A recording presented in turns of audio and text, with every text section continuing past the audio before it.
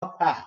So they actually had to pay less than a year in Los Angeles, aimed with impressive local ratings, star-packed, simple episodes, and generous commitment from Johnson Products, the Chicago-based black-owned hair care company, which was accurately betting that sponsoring the Soul Train would double its business.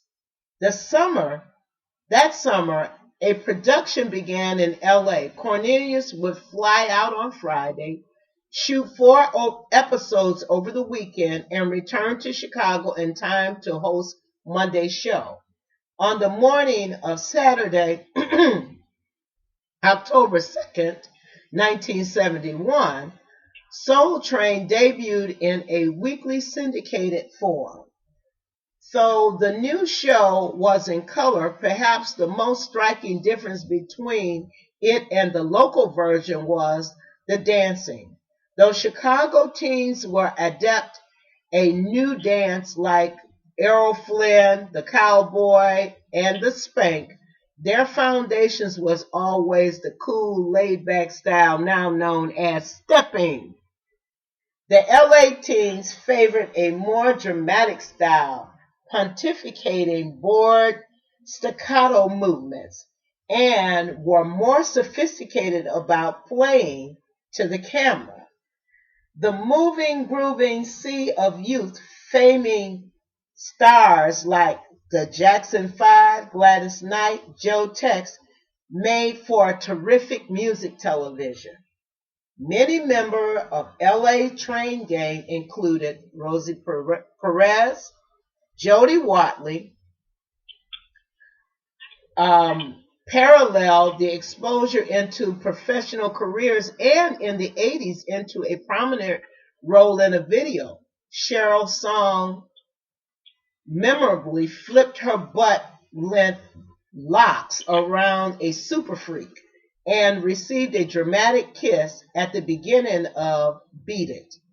Many dance revolutions debuted on the syndicated Soul Train, including pop lock pioneers Don Campbell, who recorded as Don Soul Train Campbell, and a member of his crew, locking, including Aldolfo, Shabba-Doo, Quinn Notes, Breaking Moves, Fred Berry, Run on What's Happening.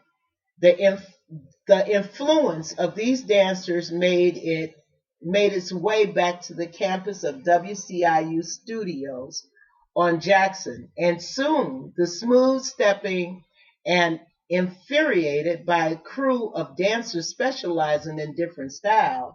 The Kicks mastered a flamboyant whacking known as punking in LA, and closely related to voguing, featured Jermaine Stewart, who recorded We Don't Have to Take Our Clothes Off in the 80s. And another crew, yeah. I know that song, but did you check the time? I just wanted No, I'm looking at the time, and I'm looking at the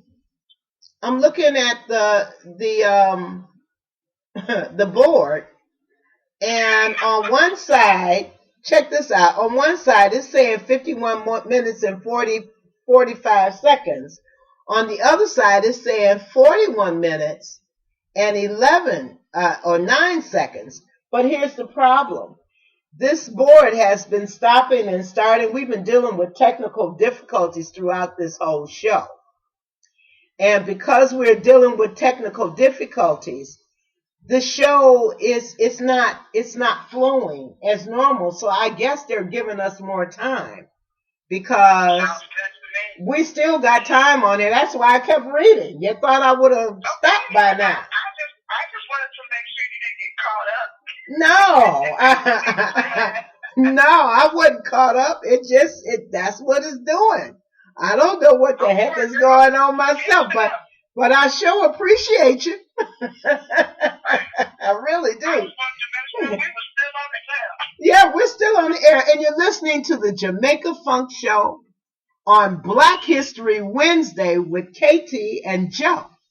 And we've been talking about Clinton Gent, and I'm going to finish that next week because I told you it was a long story with Clinton Gent. That's very good, though. Yeah, oh yeah, it is.